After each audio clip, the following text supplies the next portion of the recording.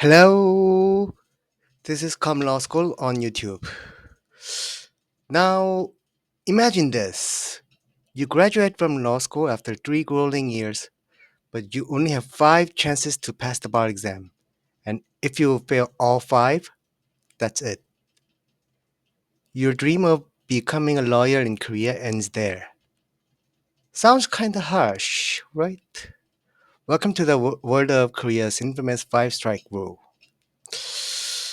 For many foreign law students, this concept might sound absurd, but it was introduced with the specific purpose to prevent the rise of so-called 고시낭인 or exam wanderers in English.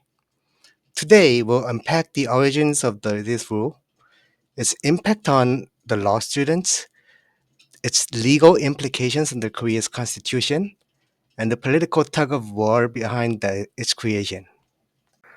To understand the 5 strike rule, we need to go back to before Korea's law school system was introduced in 2009. At that time, aspiring lawyers had to pass a notoriously difficult national bar exam, which was single, but here's the catch, there was no limit on how many times you could take it.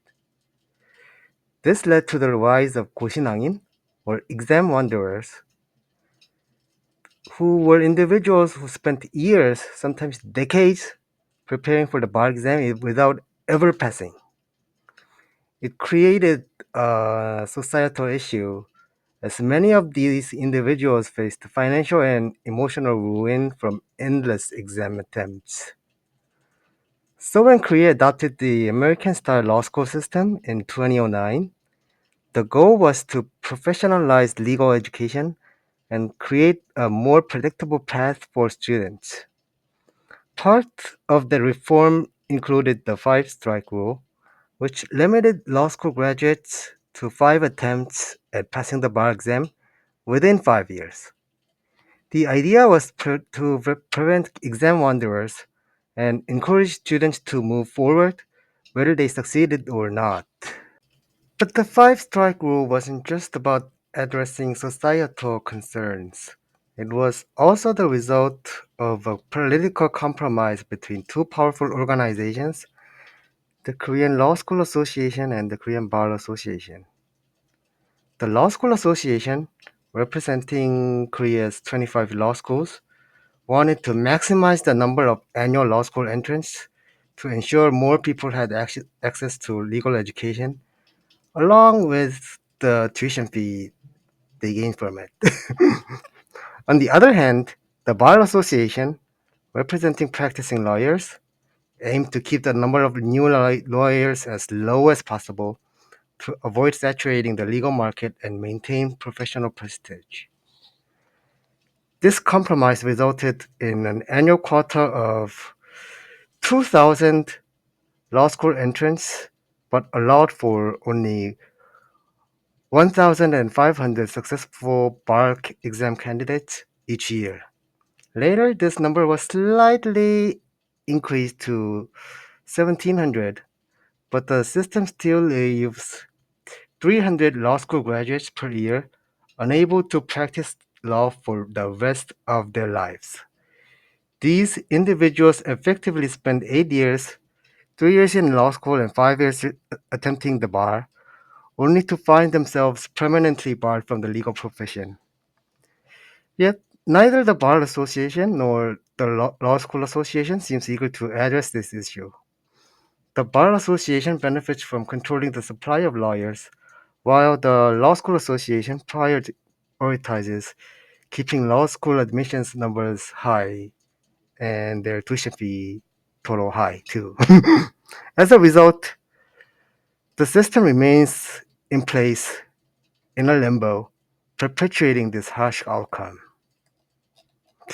So the 5 strike rule also faced legal scrutiny. Many students argued that it violated the freedom of occupation clause enshrined in Article 15 of the Korean Constitution. You can look it up. This clause guarantees every individual the right to choose their occupation freely.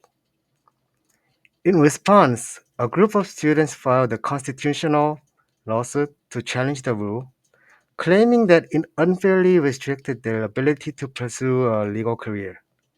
They argued that 5 attempts were not enough for many students to prove their abilities, especially given the difficulty of the bar exam. However, in 2018, the Korean Constitutional Court upheld the five-strike rule as constitutional. The court reasoned that the rule served a legitimate purpose in regulating the legal profession and preventing societal issues caused by excessive bar exam attempts. Unless this decision is overturned in the distant future, possibly, the five-strike rule is here to stay. So, from a student's perspective, the five-strike rule is a double-edged sword. On one hand, it provides a clear timeline for becoming a lawyer. On the other hand, it creates an incredible amount of stress. Think about it. Law students in Korea already face intense competition to get into law school and survive 3 years of rigorous coursework. Now they are told they only have 5 chances to pass one of the hardest exams in the country. Failing all 5 means not only the end of their legal career, but also years of effort down the drain. For many foreign law students, this level of pressure might seem unimaginable. In countries like the United States, usually there's no cap on bar exam attempts in most of the states. You can try as many times as you want, provided that you can afford the fees and the time. Or in Japan, where the Korean officials got the idea of five strike rules from, they can restart by reapplying to a law school or taking the mini bar exam. But in Korea, the stakes are much higher. The five strike rule has broader implications for Korean legal system and society. Critics argue that it prioritizes controlling the supply of lawyers over ensuring access to justice. They say the rule discourages talented individuals from pursuing law, especially those who might need more time to succeed. Supporters, however, believe the rule helps maintain high standards in the legal profession and prevents students from falling into the trap of endless exam preparation. It's a debate that continues to evolve as both the Law School Association and the Bar Association push for their respective agendas. So, what do you think? Is the five strike rule a necessary measure to prevent exam wanderers, or is it an unfair burden on law students? Let me know your thoughts in the comments below. As someone studying in this system, I can tell you firsthand how challenging it is. It also forces you to give your all. Stay tuned for more insights into Korean law school life. And don't forget to like, comment, and subscribe. See you next time and have a happy Lunar New Year. Happy New Year.